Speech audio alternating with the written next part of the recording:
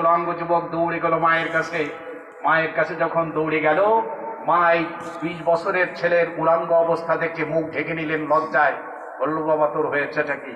বললো, মা আমি মুহাম্মদ সাল্লাল্লাহু আলাইহি ওয়াসাল্লামের আনিত দিন কালিমা পড়ে মুসলিম হওয়ার অপরাধে আমার চাচা আমাকে সব কিছু থেকে বঞ্চিত করেছে, এমনকি আমার কাপড় চোপড় পর্যন্ত খুলে রেখে দিয়েছে।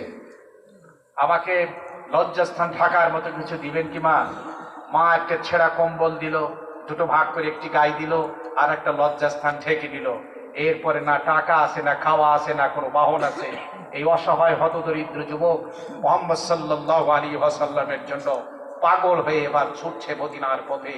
দীর্ঘদিন সফর করে, সে সময় না তো কোনো 450 কিলোমিটারের দূরত্বে, না কোনো মসৃণ পথ ছিল, না কোনো পিচ ঢালাই রাস্তা ছিল, না সেখানে কোনো গুগল ম্যাপ ছিল। বলে যুবক চলছে চলছে, একদিন মদিনার মসজিদে সে হাজির হয়ে গেল। আল্লাহর নবীর পবিত্র আব্দার নামাজ শেষে নবী মদিনার নববীতে সব জায়গায় ঘুরে ঘুরে দেখতেন নতুন কোন লোক আসলো কিনা, মুসলিম আসলো কিনা। মুহাম্মদ সাল্লাল্লাহু আলাইহি ওয়াসাল্লাম দেখলেন এক যুবক এক কিনারায় বসে আছেন, একেবারে চুপসে। আল্লাহর নবী তার কাছে চলে গেলেন, বললেন, তোমার নাম কি? বলে, আমার নাম আব্দুল উজ্জা।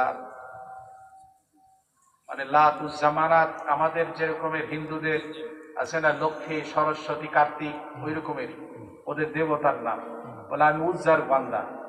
আল্লাহ নবী বললেন, না, তোমার নাম আব্দুল্লাহ। আর যেহেতু একটা কম্বলকে দুটো টুকরো করে সে পরিধান করে একই কাপড়ে সে এসেছিলেন, এই জন্য তার উপাধি দেওয়া হলো জুলবিজদাইন, দুই কম সেরা কম্বলওয়ালা। এই জন্য তার নাম বিখ্যাত হয়ে গেল হাদিসের মধ্যে আব্দুল্লাহ জুলবিজদাইন। মুহাম্মদ সাল্লাল্লাহু আলাইহি ওয়াসাল্লামের কাছে তার ইসলাম কবুল করার এবং তার চাচার কাছ থেকে কোন আচরণ পেলেন, সমস্ত ঘটনার যখন বর্ণনা শুনলেন, নবীর চোখ থেকে পানিগুলো গড়ায় গড়ায় গড়ায় গড়ায় পড়ছে। মুহাম্মদ সাল্লাল্লাহু আলাইহি ওয়াসাল্লাম তাকে হাত ধরলেন। এরপরে মসজিদে নববীতে আল্লাহর নবীর রওজার সাথে স্টেজের মতো একটা জায়গা আছে, যেটাকে আসহাবে সুফফাদের জায়গা।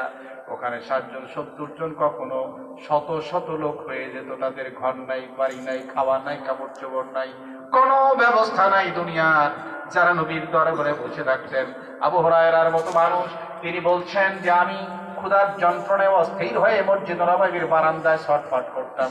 লোকেরা মনে করতো আমার বোধহয় মৃগী রোগ হয়েছে, এজন্য আমাকে ধান মাড়াই করার মতো ভাবে মাড়াই করতো। মৃগী রোগ হলে যে ট্রিটমেন্ট দেওয়া হয়, বলে আমি আসলে এরকম ছিলাম না। আমি